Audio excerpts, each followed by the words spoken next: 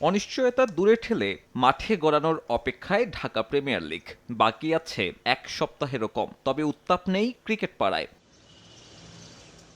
Promotion কিংবা relegation না থাকায় ক্লাবগুলোর মাঝেও আগ্রহ কম, আছে পেশাদারিত্বের অভাব। এই যেমন মোহামেডান আসরের সব থেকে তারকাবহুল দল গড়লেও প্র্যাকটিস কিট এখনো বুঝে পাননি ক্রিকেটাররা। একই অবস্থা আরেক ক্লাব লিজেন্ডস অব রূপগঞ্জের।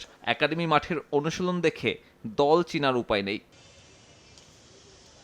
মোহামেডানের সামনে চ্যালেঞ্জ দীর্ঘ ১৭ বছরের ট্রফি খরা কাটানোর। শেষবার কবে দলটা চ্যাম্পিয়ন হয়েছিল তা মনে নেই দলটার খেলোয়াড় এনামুল হক বিজয়েরই। তবুও স্কোয়াড আত্মবিশ্বাস যোগাচ্ছে, চোখ আরাধ্যের শিরোপায়। আমার মনে পড়ছে না যে দেখেছি। আসলে তো আমরা অনেক সময় ভুলেও যাই। অবশ্যই তারা হয়তোবা চ্যাম্পিয়ন হয়েছে, বাট আমি মনে করতে পারছি না। নতুন মাঠে খেলা হচ্ছে, সেই মাঠগুলো অনেক সময় একটা হাড্ডাহাড্ডি ব্যাপার হতে পারে, যেহেতু সবার কাছেই খুব নতুন।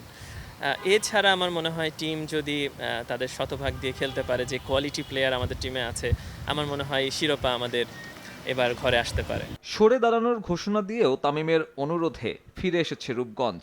শেষ মুহূর্তে দল গোছানোয় হাতছাড়া হয়েছে অনেক বড় নাম। তবুও মাঠের প্রস্তুতিতে ঘাটতি রাখতে চায় না ক্লাবটা। মাথা ব্যথা কেবল জাতীয় দলের সূচি। পাকিস্তান টেস্টের কারণে প্রথম কয়েকটা ম্যাচে পাওয়া যাবে না মিরাজ জয়দের সার্ভিস। ভালো কয়েকজন প্লেয়ার আছে, ওরা যদি ভালো পারফর্ম করে তাহলে হয়তো অতটা মিস করবে না আমাদের। আশা করি যে ওরা ভালো খেলুক।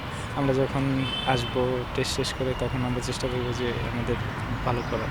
আমাদের মোটামুটি খুব ভালো ব্যালেন্স টিম আছে। নাসুম ভাই আছে, তারপর শেখ মেহেদী ভাই আছে, ওনারা হয়তো টি-20 সিরিজ শেষে জয়েন করবে। সো আমি বলবো খুব ভালো ব্যালেন্স টিম আছে। ভেন্যু আর সূচি এখনো চূড়ান্ত করতে পারেনি নীতি নির্ধারকরা। ৪ মে শুরু এবারের আসর, তবে বৃষ্টি বাগড়া চোখ রাঙানি দিচ্ছে। যদিও রিজার্ভ ডে দেখা যাবে এবারের ঢাকা প্রিমিয়ার লিগে।